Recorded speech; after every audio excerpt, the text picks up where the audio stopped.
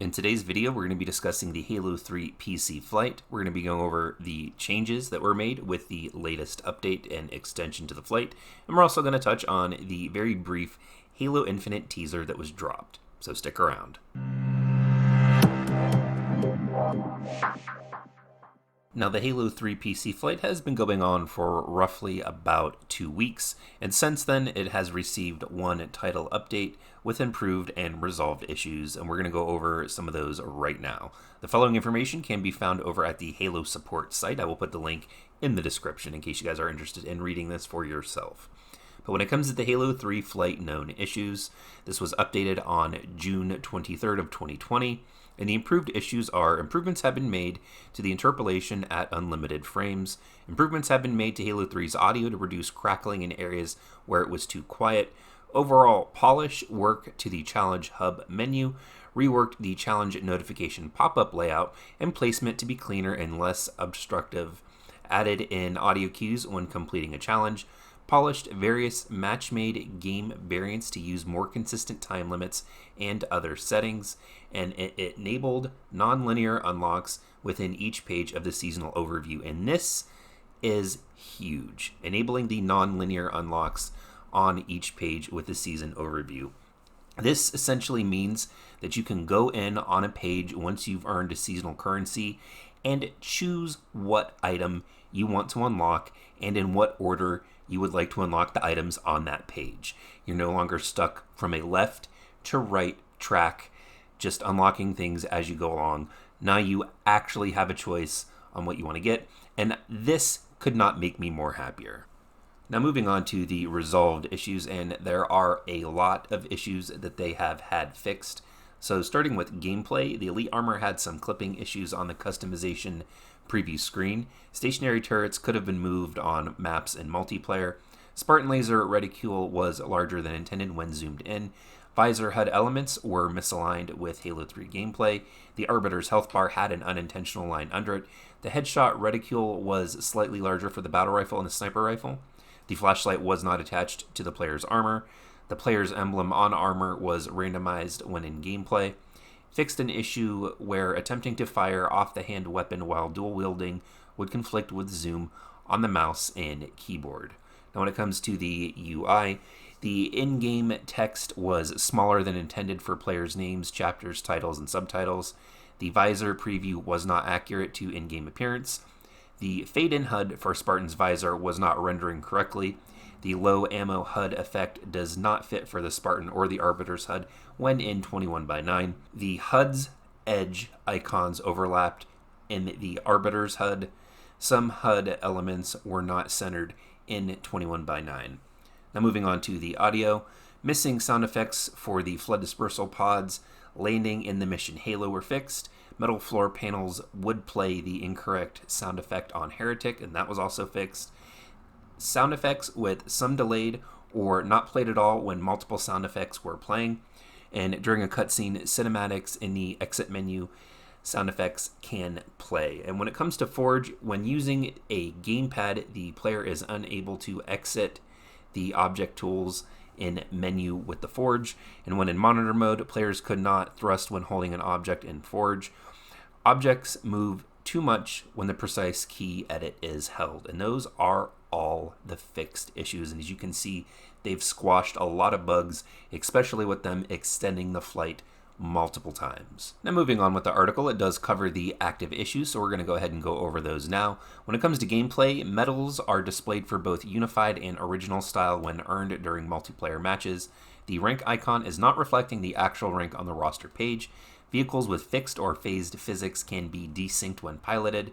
Players cannot zoom out when dual-wielding weapons while using a controller. One of the colors in customization does not update when selected for the Elite customization preview until reinstalling the body type. The Spartan shoulder armor is not applying correctly. There is some graphical corruption during the intro cutscene, the mission Halo, when using the performance graphics quality. Normal maps are not functioning properly in the customization menu, causing a smoothing camera effect on all armors. Some HUD assets appear as blurred pixels for Halo 3 gameplay. The legacy chest piece appears as debug text when selecting it from the customization screen. Debug strings are still present in the challenge customization screen with a money symbol. The Spartan preview portrait does not update with the selected armor. Now, when it comes to audio, the Spartan voice customization still does not save. Sound effects for doors opening in the mission Halo are incorrectly linked to the game music volume slider. And with Forge, phased objects physics are behaving like those with fixed physics for specific items, such as the dumpster, forklift, truck, crate, and other items. When scrolling with the up or down arrow while interacting with the Forge editor menus, it will scroll to the top or to the bottom of the list instead of to the next item.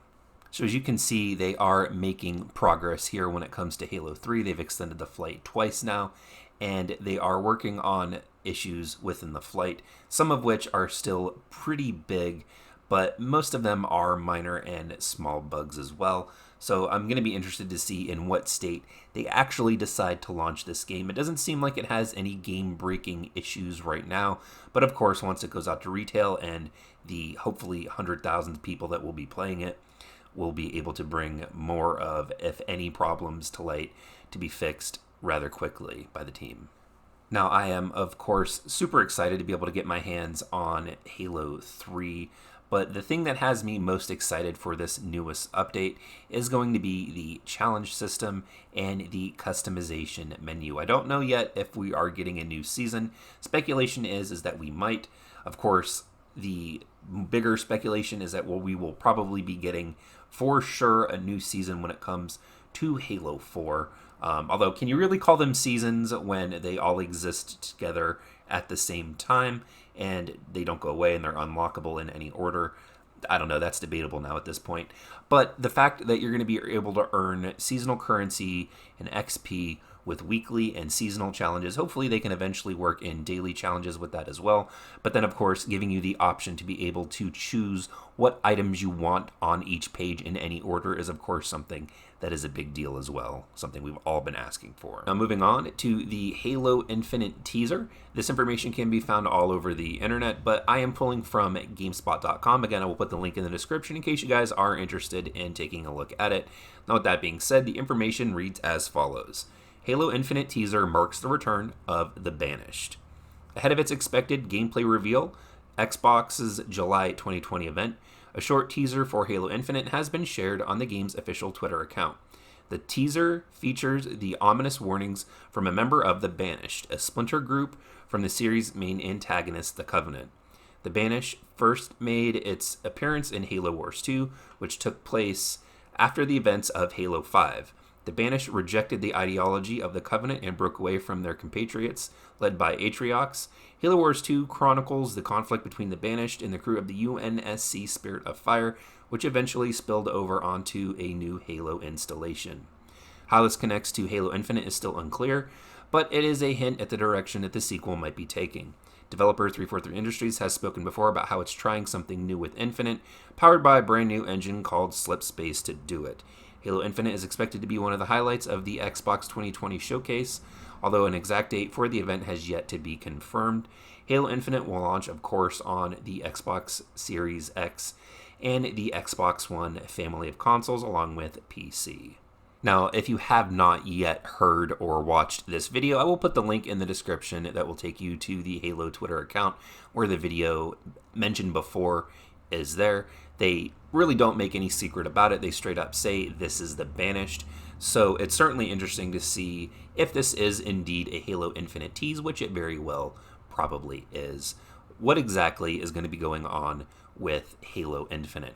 But as always, don't forget, in order to be part of the conversation and have your voice heard, hit that subscribe button and let me know what you think in the comments section down below. If you're new around here, check out some of my previous videos. I upload content weekly. Don't forget to check out the links in the description. My Twitter is there as well, along with support with the channel in case that's something that you're interested in.